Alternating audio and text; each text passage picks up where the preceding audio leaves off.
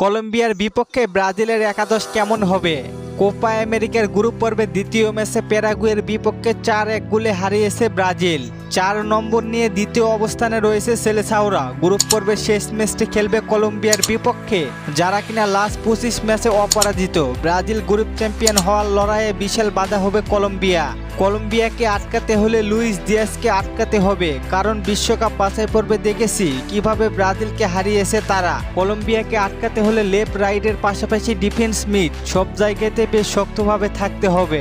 কোনোভাবেই অ্যাটাক করতে দেওয়া যাবে না কলম্বিয়াকে। কলম্বিয়ার বিপক্ষে সাবেও নাও থাকতে পারে, কারণ অ্যাটাক আটকার পাশাপাশি ডিফেন্সেও বেশ ভালো ভূমিকা রাখেন রাফিনহা। তাহলে চলেন দেখে আসি কেমন হতে পারে ব্রাজিলের সামনের ম্যাচের একাদশ। গোলকিপার অ্যালিসন বেকার, রাইট ব্যাকে দানিলো, সেন্টার ব্যাক মার্কোনহোস এবং তার পাশাপাশি অ্যাডার মিলিতাও।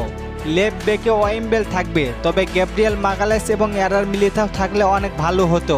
আর মিডফিল্ডে দারুণ করিয়েছেন ব্রুনো গুইমারেস, জোয়াও গোমেজ এবং লুকাস পাকুয়েতা। তবে জোয়াও গোমেজকে হয়তো আপনাদের নাও পছন্দ হতে পারে, কারণ গত ম্যাচে সাকসেসফুল ট্যাকেল করতে পারেননি, তবে জোয়াও গোমেজ অ্যাটাক করতে দেয়নি। লেফটে থাকবেন ভিনিসিয়াস, সেন্টার ফরওয়ার্ডে রদ্রিগো, আর রাইট উইঙ্গে দরিবালকে সিদ্ধান্ত নিতে হবে সাবিহো নাকি রাফিনহা। আমার মনে হয় শুরুর একাদশে রাফিনহাকে সুযোগ দিবেন দরিবাল।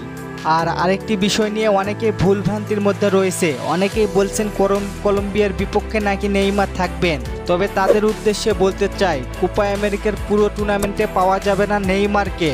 আর এটি হতে পারে ব্রাজিলের শুরুর একাদশ। এই একাদশ নিয়ে আপনাদের মতামত কি জানিয়ে দিন কমেন্ট করে। আর ফুটবলের সকল খবরাখবর পেতে অবশ্যই like, comment, share and subscribe করে পাশেই থাকুন। ধন্যবাদ।